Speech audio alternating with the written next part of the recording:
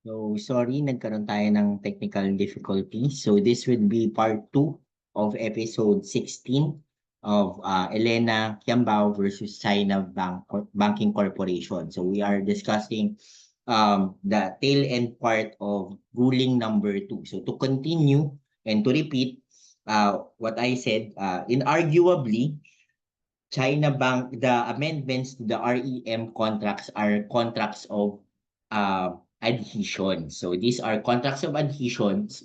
It was China Banking Corporation which drafted and prepared the standard forms on which Elena and Daniel merely affixed their signatures. At the trial, it was established that Elena and Daniel signed the amendments to the REM in blank.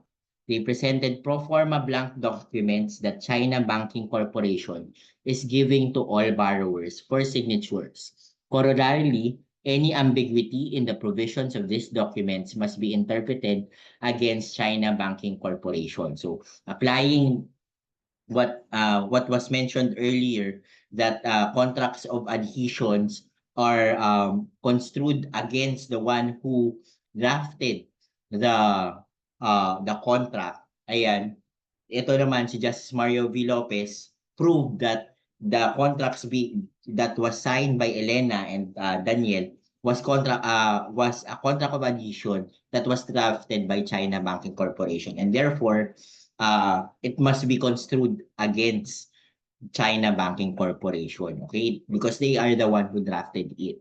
Okay? So any ambiguities and any peculiarities or any vagueness, okay, in the construction of the contracts, in the provisions, should be against, okay, the against the one who drafted it. In this case, China Banking. Okay.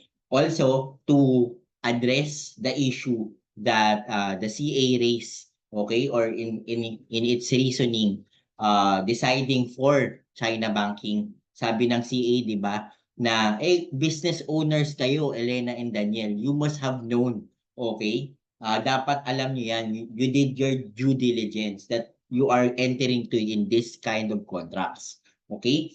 The Supreme Court, through Justice Mario V. Lopez, observed that it is undisputed that Elena only finished high school while Daniel reached only grade 2. They cannot be expected to understand all the technicalities and foresee the legal implications of the transaction despite their business experience. Differently stated, Elena and Daniel lack the adeptness to fully comprehend the effects of the amendments to the REM. Okay? Ako nga yung law student na no, nung we took on a housing loan. Okay, hindi ko naman binasa yun ng buo eh. At di rin naman inexplain din sa akin yun. O hindi na masyado inexplain. Although may mga numbers doon, di ba? Yun, tinatawag-tawagan na lang kami ng loan assistant namin. And kinokontak kami kung may questions kami gano'n. In this case, blanco kasi, no? Walang nakalagay daw doon sa mga pinapirmahan ni China Banking Corporation. So, wala naman din silang know-how given that they did not finish schooling. Okay? Ano pa kaya yung okay? Ako nga na law student, hindi ko binasa yun from top to bottom. Ano pa kaya sila, di ba? Na wala silang know-how talaga. Okay? Nagkataon lang talaga, madiskarte lang sila at marunong silang humawak ng negosyo. Kaya nagkaroon sila ng ganitong opportunity. Pero hindi ibig sabihin nun na it would be taken against them, di ba? Hindi, wala naman siguro, wala nang gusto magnegosyo nun, di ba? Kasi sabihin na, dapat marunong ka na niyan, di ba? So, walang gusto.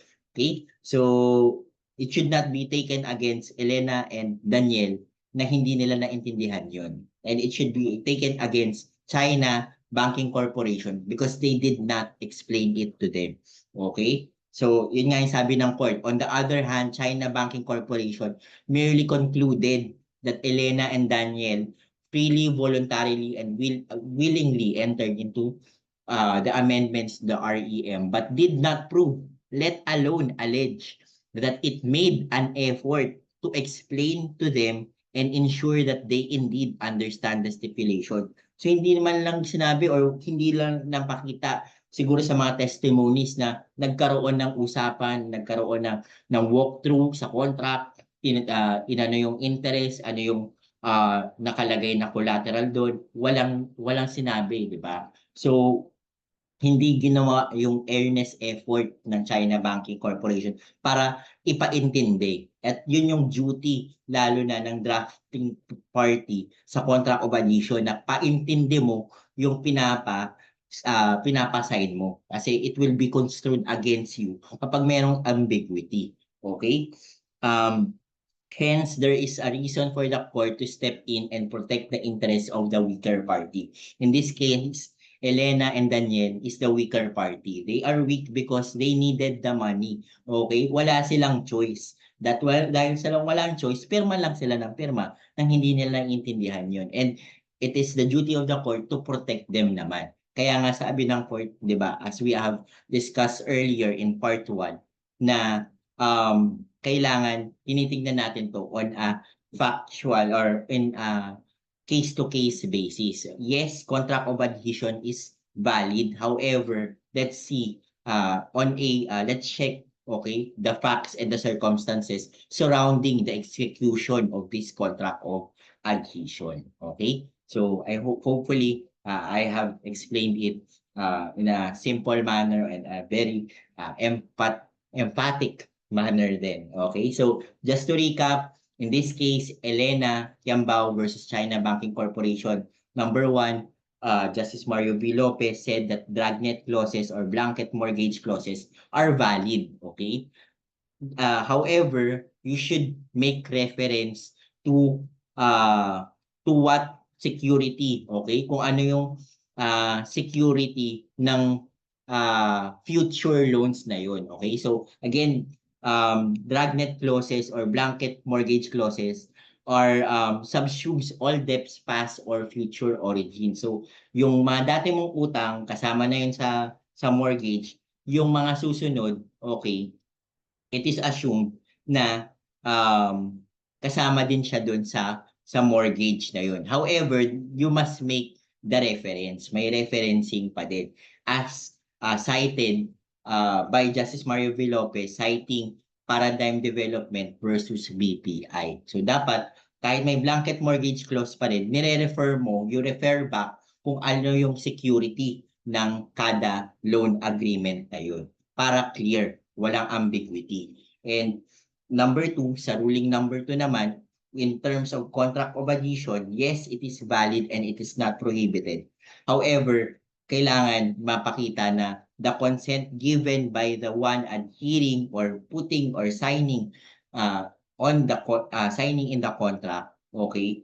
In this case, Elena and Daniel are not in a disadvantage, and we should look into the facts and circumstances surrounding the execution of the contract of adhesions. Okay? So yun yung gustong ituro sa atin ni Justice Mario V. Lopez in this case of Elena Kiambao versus China Banking Corporation. I hope I have explained it clearly, and this has helped you understand all things with regards to dragnet laws and contracts of adhesion. Again, if you would like a copy of the written, soft copy or hard copy of this digest and all other 159 digests, you could subscribe to, you could message us and then subscribe and to our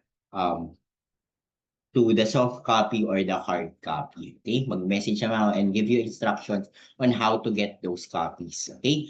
Pag gusto niyo naman tuloy-tuloy lang natin yung libreng kwentuhan, yan, share lang ng share, subscribe lang po ng subscribe. Again, as per last checking, yan, 283 subscribers na tayo.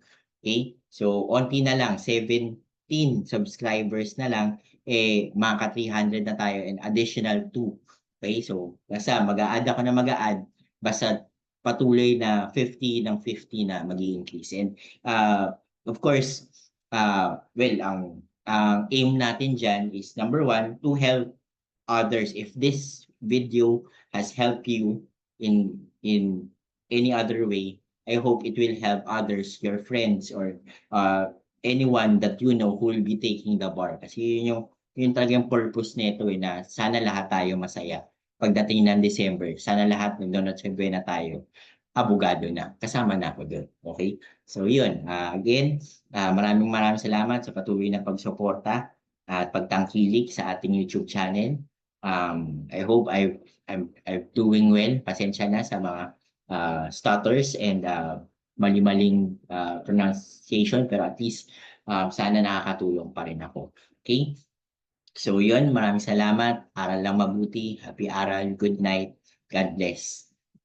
See you in the next episode. Maraming salamat po.